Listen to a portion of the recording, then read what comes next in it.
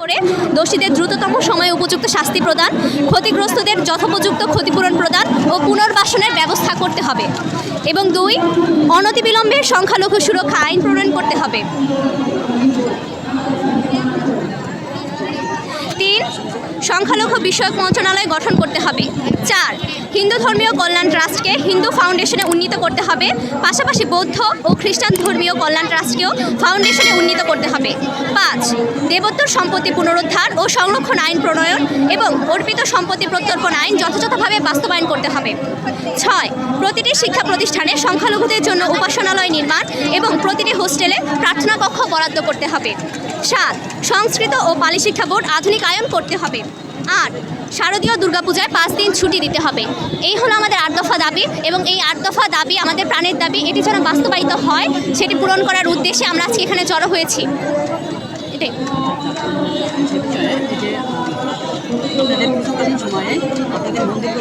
ইতিবাচকভাবে দেখতেছি, কারণ আমরা হচ্ছে অসাম্প্রদায়িক বাংলাদেশের নাগরিক। তো এখানে এক ধর্মের মানুষ অন্য ধর্মের মানুষকে সাপোর্ট দিবে, রক্ষা করবে, এটা মানে খুব সাধারণভাবে আমরা ভাবতে পারি, এটাই হওয়া উচিত।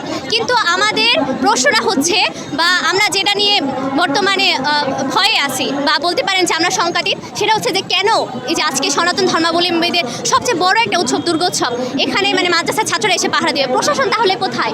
কেন তাহলে আজকে দেশে পুলিশ আছে? কেন দেশে প্রশাসন আছে? কেন সংখ্যালঘুরা বা আজকে সনাতন ধর্মাবলম্বী যারা আছে তারা যখন আজকে একটা পুজোর আয়োজন করবে তাদেরকে ভয় থাকতে হবে যে আমাদের ওপর অ্যাটাক হতে পারে, আমাদের মন্দির ধ্বংস করতে পারে? কেন? আমরা তো এমনটা চাই না যে আমরা একটা পূজা করব তখন এসে সেটা মুসলিম হোক কিংবা বৌদ্ধ হোক বা খ্রিস্টান হোক কিংবা অন্য যেই হোক যে পাহারা দিতে হবে। কেন পাহারা দিতে হবে? আমি আপনাকে একটা প্রশ্ন করতে চাচ্ছি যে গত বছরগুলিতে আপনাদের পূজার মাঝে আনসার বাহিনী, পুলিশ বা আদার্সরা ছিল, এই সময় কি আপনাদের কোনো অসন্তুষ্টি মনে হয় নাই? যেহেতু এখন মাদ্রাসার ছেলেরা পাহারা দিলে আপনাদের সংকোচ মনে হচ্ছে, এই বিষয়টা যদি একটু জানাতে। ওই সময় তো ওনারা ছিল, কিন্তু এই সময় সরকার প্রশাসন থেকে এটা করবে। অনেক দিদিরা অনেক রাষ্ট্র পর্যায়ে আমরা চাই যে রাষ্ট্র পর্যায়ে বসে এটার একটা সমাধান হোক, এটা সেভাবেই হওয়া উচিত।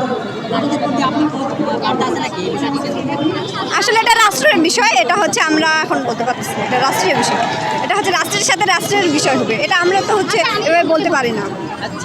সেটি